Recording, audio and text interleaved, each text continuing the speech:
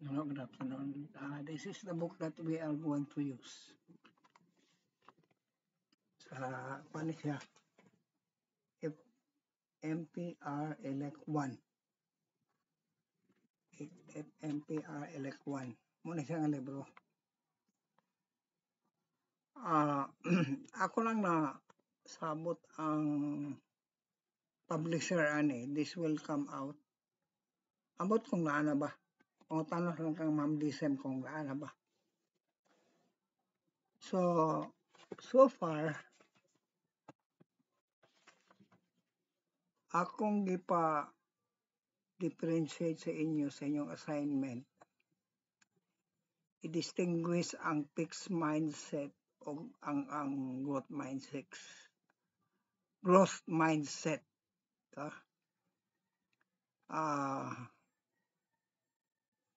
Kining growth mindset is the belief that our talent, our skills are not fixed. There is something that we can do to improve it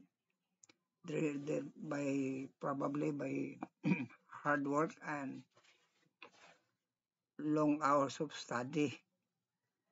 While kining fixed mindset, muna siyang mga mindset sa the belief nga ang atong talent or intellect is fixed by nature, marag instinct lugar, no, marag instinct.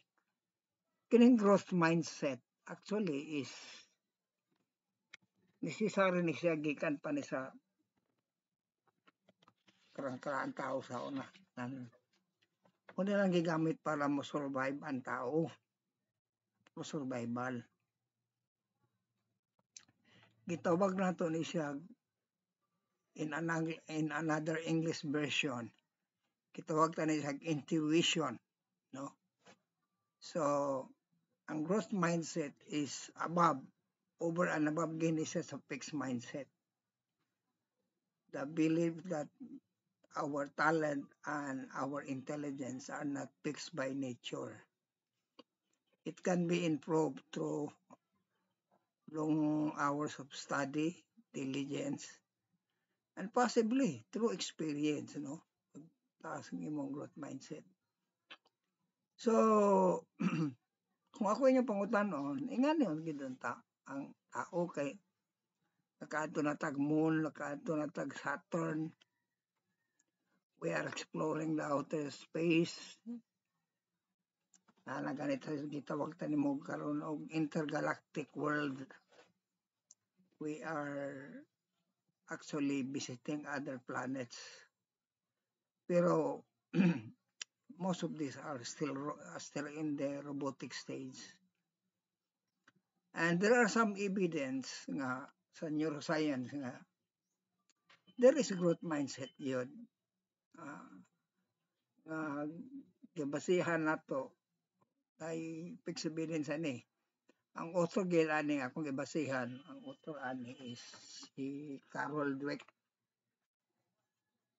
Muna siya ang kuan. Si Carol Dweck muna siya ang naghatag o hibalo sa ato nga ang growth mindset has been proven a lot, especially it will affect performance of the students in school. So daghan ka na siya nga mga evidence sa neuroscience na kung ang teachers una-huna nga ang estudyante dunay growth mindset, tanan estudyante mo pasar, tanan estudyante mo improve. Dili tungod kay bugo ang tao, bugo na gid siya permi dili siya fixed, rather it's a growth mindset. Pero there are characteristics sa growth mindset nga pang entrepreneurial gyud, no? Gitawag nimo ni sa entrepreneurial mindset. According to Orbis in 2011, there are 11 characteristics of an entrepreneurial mindset. So, ihata ko sa inyo karon ani. These are the following. Number 1, lifelong learning and openness to change. So learning is throughout life. It doesn't stop. From the moment you get from the womb of your parents or your mother, you begin to learn. It's a lifelong until you die. And that will be buttress, that will be much improved kung open ka sa imong change. Sirado imong mind ba? Openness to change. Second, you must be engaged in a complex and uncertain world. Sa grabe bitaw tao nga na-experience ani complex bitaw kay mga problem. Unya, they have been to places nga many of the customs and traditions and many kinds of behavior and are uncertain depending on the person. She will learn to adjust later on and then adapt it to another situation. It will be a lot easier for a person to adjust. Why? Because she or he has been in a complex or uncertain world. In other words, dili dili sa garab ito eskwelahan nga medyo lisod ang style, lisod kayo pasaron. Para sa ako maayo na siya kay ano, madugay. Mo pasar magi ka madugay, no? Lisod kayo ang dinalaan sa mga professor, but later on you will learn to adjust and become more creative and innovative in problem solving. So that is one another characteristic. You become engaged in a complex and uncertain world, and then you become creative, innovative approach to solving a problem. And then you develop a belief, no? You develop a belief and confidence in one's in your own capacity and competency to become entrepreneurial.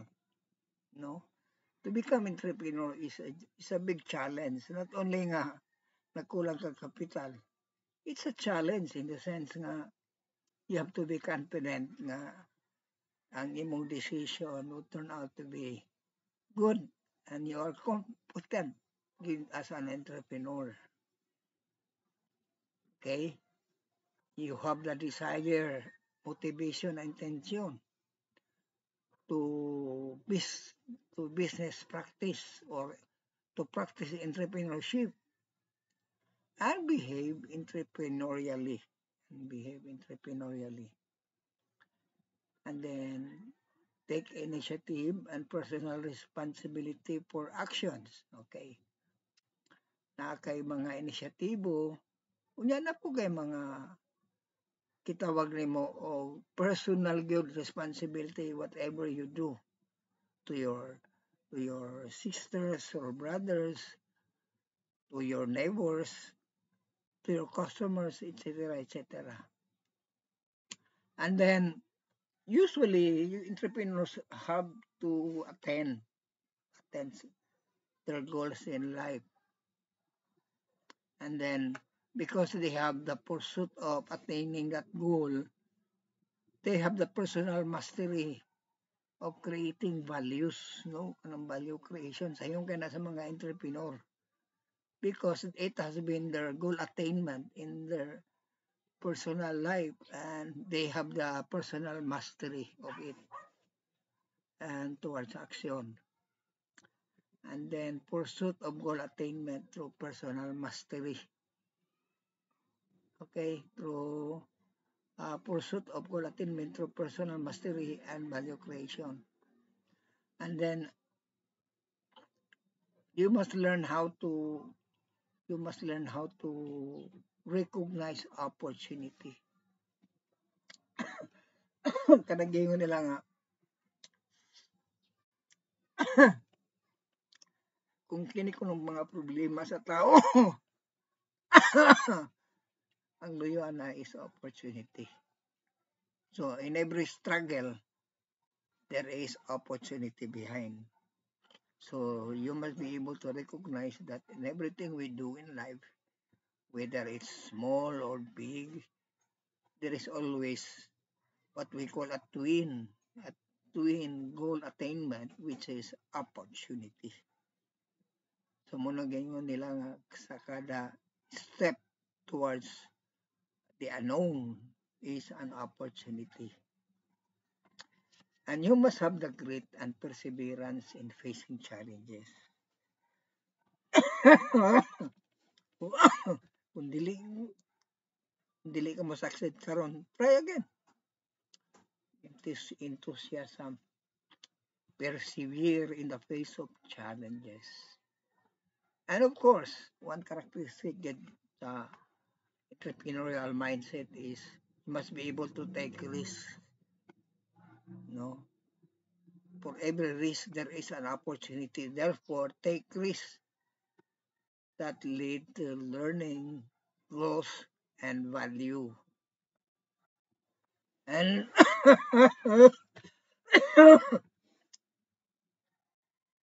another important characteristic of entrepreneurs are the belief in one's ability to influence others. So this is what kini si Orbis usa ni siya sa usa sa mga writer ni siya sa mga negosyante sa Forbes magazine. And then naganas po ni siya nga sulat. Muna siya ang 11 characteristics of entrepreneurial mindset according to the expert, no? Orbis 2011. Now, there were several studies that attempt to measure these 11 characteristics, okay, using a 10-point scale or 6-point scale, interval scale. And you know what? Several of the studies have been validated.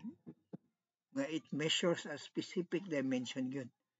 Specific dimension of an entrepreneurial mindset. So, what they did was to study different entrepreneurs in Europe, in Asia, and in Latin America. And they found out nga katong 11 nga ako na-mention sa inyo, 11 characteristics have been validated. These are the characteristics which is ordinary lang yun ni siya sa mga ordinary sa mga entrepreneur. Okay? So, in other words, we are talking about group entrepreneurs as a group. We are not talking yet of how would this 11 characteristics, if it can be molded kung ato ni siyang matrain sama sa mga estudyante, how unsa nga instrumento atong gamiton para ma-develop ang estudyante to become entrepreneur. That is a big challenge sa mga professor. Okay? Although kani 11 identify naman ni siya 11 characteristic of entrepreneurial mindset or intuition. The only thing that I can share to you is this, no? Kining growth mindset, sa lain pa nga word, kitawag na siya o intuition. Diba? Intuition man ay itawag. Dili instinct ha, lahi mo to instinct sa mananap man to. I-improve ang humankind, i-improve ang human race to survive. Tungod aning mindset, growth mindset, kining intuition. So, muna kong giingon sa inyo nga, muna siya ang gigamit nga basihanan ni Carol Dweck aron pag-develop sa iyang science. So, what are we going to do? Especially kung naatay mga bata, mga anak. Tuluan mong bata nga ang pagtuon dili na siya diretso, hinay-hinay pero kanunay, pirmi magtuon. Because human intelligence is not instinct, it's intuition. It is not fixed, it can grow over time. Now, what about this? Ang inyong test 1, at siran tanig inyong mga test ang gihatag sa inyo. Test 1 nga akong gihatag is, test 1. Paganda ni siya nga test ni eh. Ang test 2 is actually, ito na at siran karon. And then, we will proceed dayon. Ano ko, i-assign sa inyo, pag-reading. Okay. All right.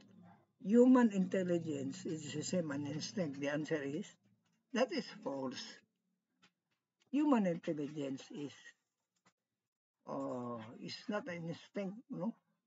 Because it can grow. It will not remain as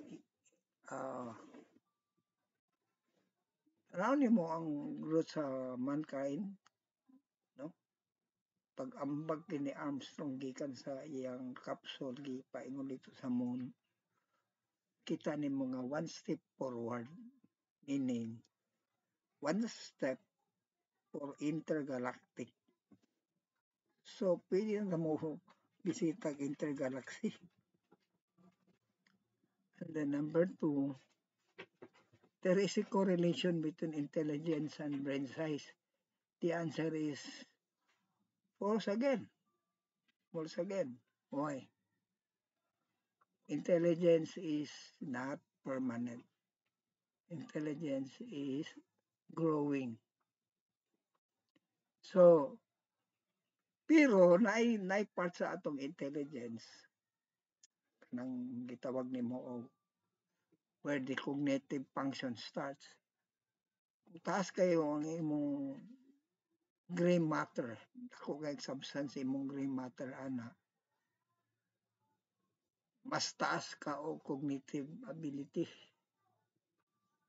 Pero it doesn't mean nga size na sa brain. What I'm referring to is part of the brain. Gitawag na siya, very essential na sa thinking person. Muna itong gagamiton.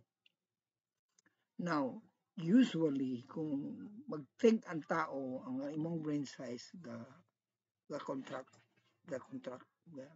kagagamay imong brain size kung mag-think ka. However, when you go to sleep or when you are not thinking, relax kay ka, imong brain size will expand. So, mara siyang muscle, expand and contract, expand and contract. Pero mayroon kag intelligence, really matters with the brain size. Wa po ko naibawaan gid ana. Dili pa ko final gid ana sulti nga mo gana siya. Kay daghan man kay mga giant pero mga may magyapog mga talent,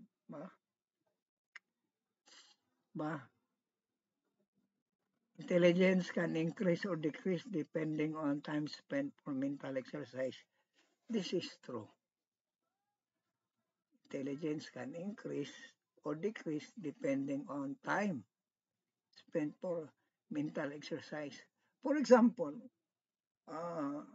kung ang imong 4-year degree course itapos nimo dayon ni trabaho ka og dili haum sa imong major, dili lugar fit sa imong talent, ang labas ana is makabugo. Dili nimo magamit ang kuan, dili nimo magamit ang imong skill kay dito man nagamit sa wrong sayop nga exercise ba pa lugar.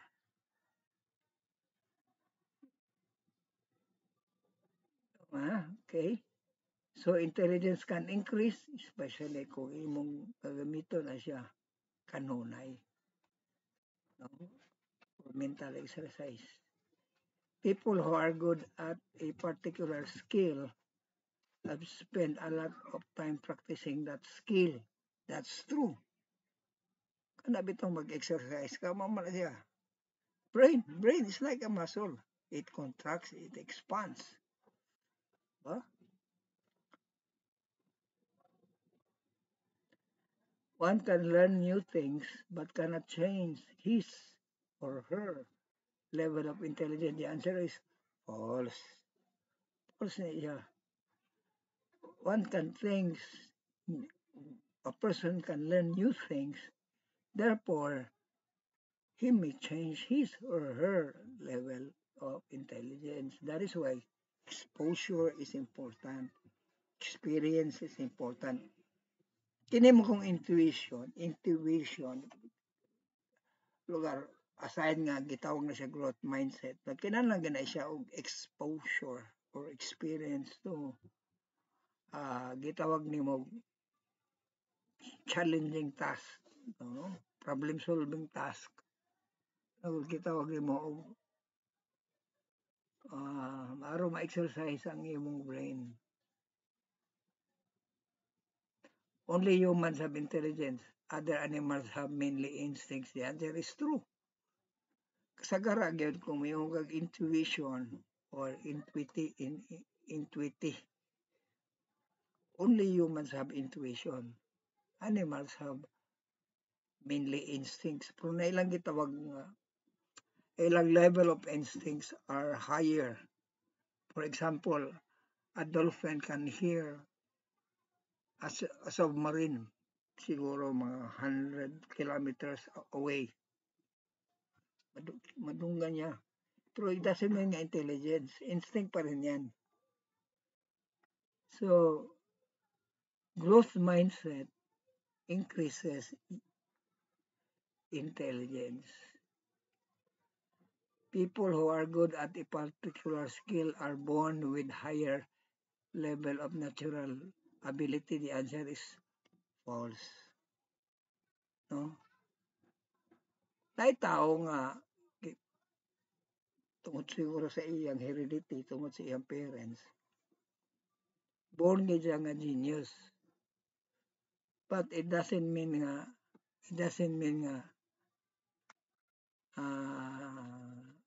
intelligence na siya which is fixed by nature, no?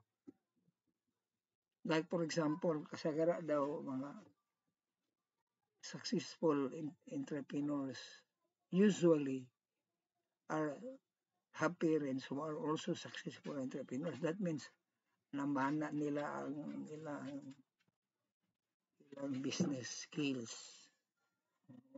Lamana ba? What about this? Practice makes one perfect. The answer is, I think this is false. Depende sa practice.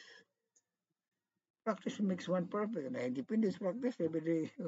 Di mo pang pa-practice is wrong. Di mo practice. Di mo ma perfect.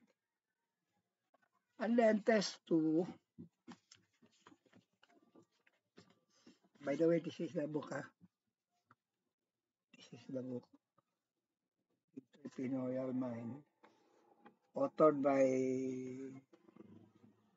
ano ba yung author? Basta ba ninyo? That's my name. And another one. Liceo po ko ani. And then, what about this? We'll try to answer this. Maths column A and column B. She founded the importance of growth mindset to students' academic performance. Carol Dweck ni. This is letter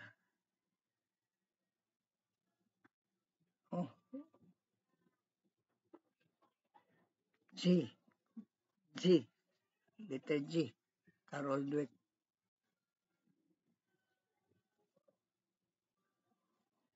The belief on abilities, intelligence, and talents as fixed traits. Muna siyang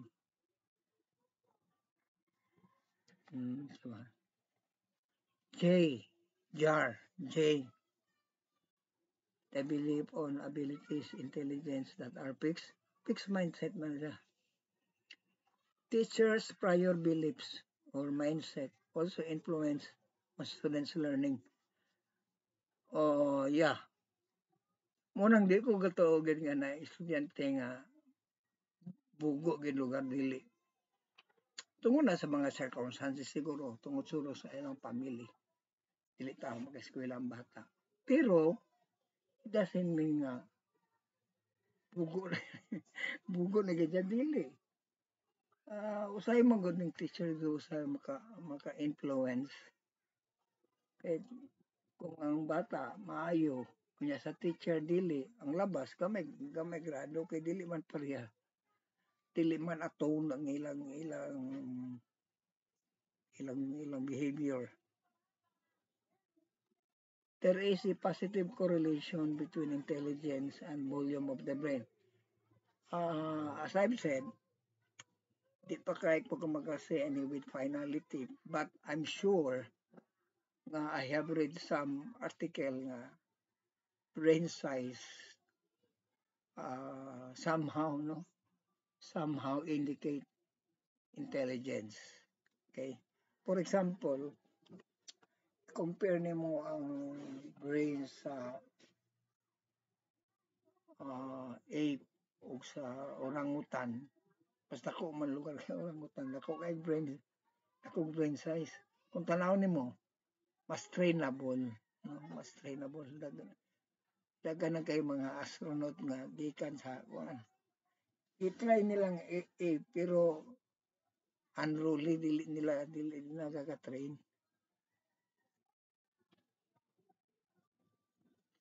Okay, another one. The belief that any given ability can be learned through hard work and study. What do you call? The belief that any given ability can be learned through hard work ability. This is growth mindset. Letter B. Growth mindset. Letter B. And then a study which equated effort to academic success. Can you say, Carol Dweck G. Gapon. Beginning daghan makani na Blackwell, study ni Blackwell, Traniewski, and Dweck, 2007. Then another study is Nussbaum and Dweck in 2008. Mga study na nga kiniging academic success sa estudyante. Kung gina siya good, painstaking effort gina siya pagtuon. Okay, intelligence is possibly correlated with brain gray matter volume. That's true. Kanang brain gray matter, na gray matter bitaw diha, ay grayish of color sa brain. Mo na siya nga gamiton o sabay na term ana gitawag. Mo na siya ang gagamiton sa thinking. Kung ang tao lagwal ang tao gid lugar, thinking person gid siya, makita nimo nga grayish gid ang color sa iyang brain, gray. That means gamit kay na siya nga kuan kay gray. Pero in terms of brain size, dili pa ko ka say with finality. What I can say is kanang nadunay part sa brain kanang gray matter, no? Gray matter. Dako na siya nga volume. That means kanang nga tao is problema. Sige na ako nagproblema. No? Pero may sagahon-huna.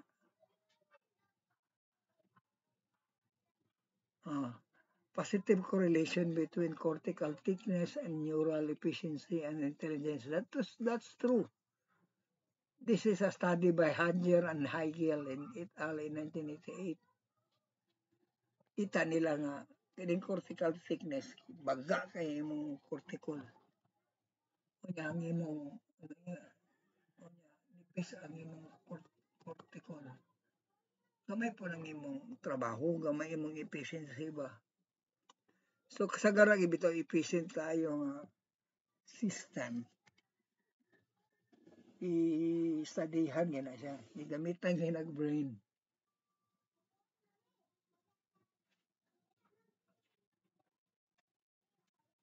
Kining math growth mindset students earn higher math grades over time. That's true.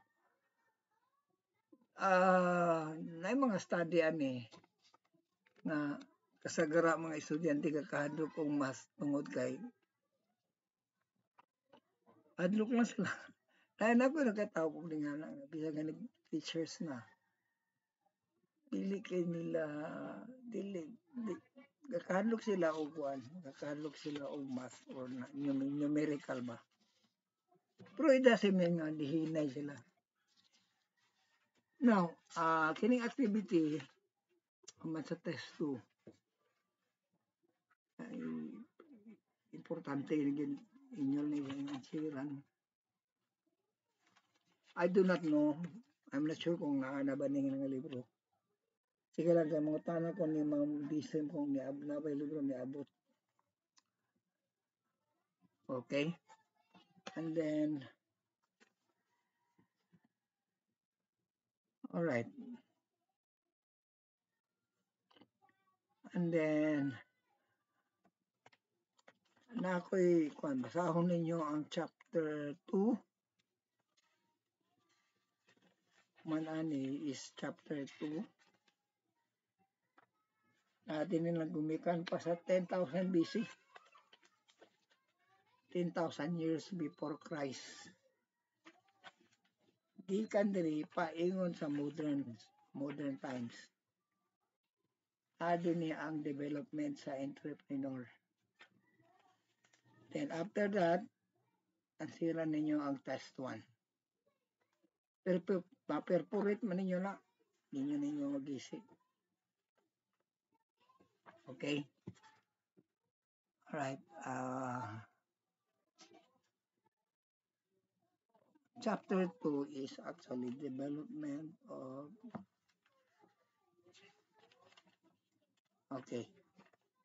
pag-develop sa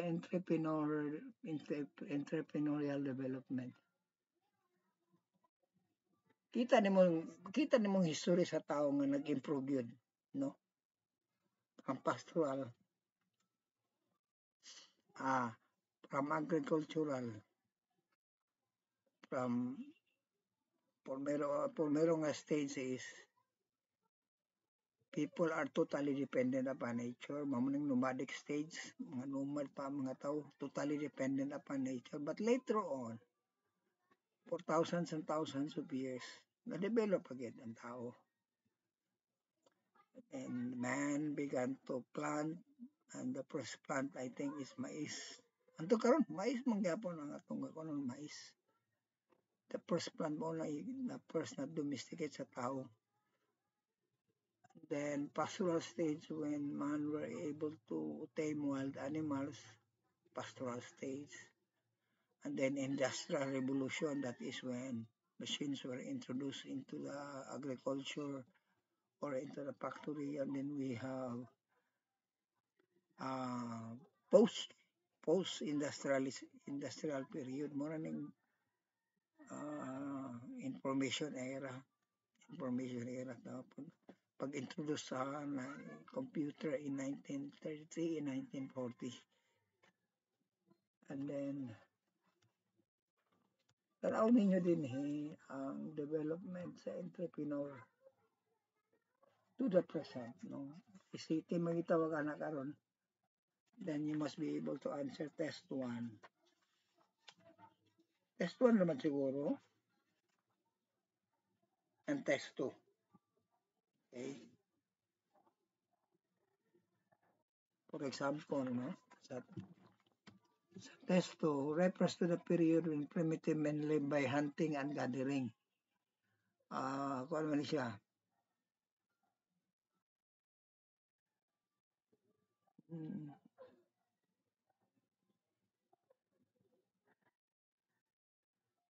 Paleolithic.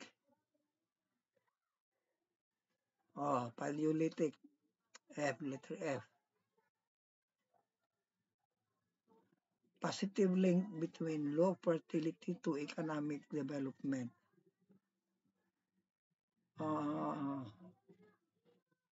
A link between low fertility, meaning na mayroon ang tao, pero paspas ang development. Mo nang gitawag ni demographic transition. Karon sa gara mga tao karon gamay ra man kaayo ang family size. Di para sa una tag-8, tag-14 kabuk anak, di ba? Karon mga highly developed countries, mga gamay ra kaayo sa ganang isa kabuk anak kung lisunod. Sa ilan ako na kaya nga problema. And then, the value of a good is determined by the amount of labor spent. This is David Ricardo, letter A. So, you answer that. And then we'll see next week. Okay?